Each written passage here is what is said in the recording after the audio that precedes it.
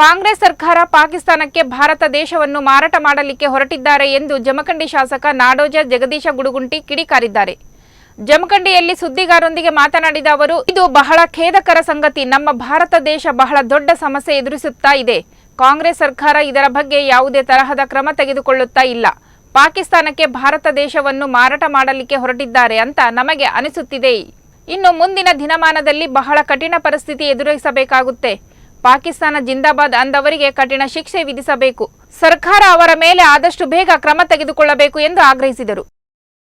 ಇಡೀ ನಮ್ಮ ಭಾರತ ದೇಶದಲ್ಲಿ ಅತಿ ಗಂಭೀರವಾದ ಮತ್ತು ಬಹಳ ದೊಡ್ಡ ಸಮಸ್ಯೆ ಎದುರಾಗ್ತಾ ಇದೆ.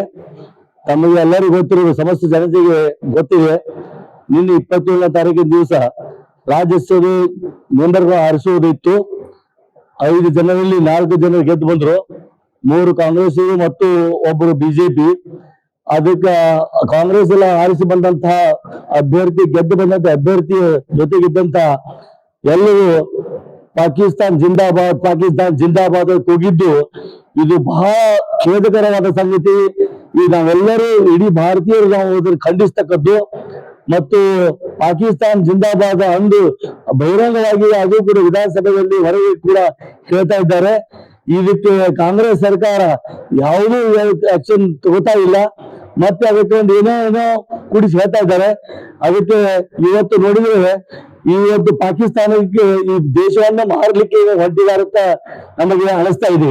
ಬಹಳಷ್ಟು ಇದನ್ನ ಹೇಳಲಿಕ್ಕೆ ಸಾಧ್ಯ ಇಲ್ಲ. ಇನ್ನು ಮುಂದಿನ ದಿನಮಾನದಲ್ಲಿ ಬಹಳ ಕಠಿಣವಾದ ದಿನಗಳು ಎದುರಿಸಬೇಕಾಗುತ್ತದೆ. ಈ ತರ ಕಾಂಗ್ರೆಸ್ ಪಕ್ಷವು ಈ ಒಂದು ಇಂತಹ ಒಂದು ಪಾಕಿಸ್ತಾನ್ ಜಿಂದಾಬಾದ್ ಅಂತ ಹೇಳಿ ದೇಶ ವಿರೋಧಿಗಳು ಹುಟ್ಟಿಸ್ತಾ ಇದ್ದಾರೆ.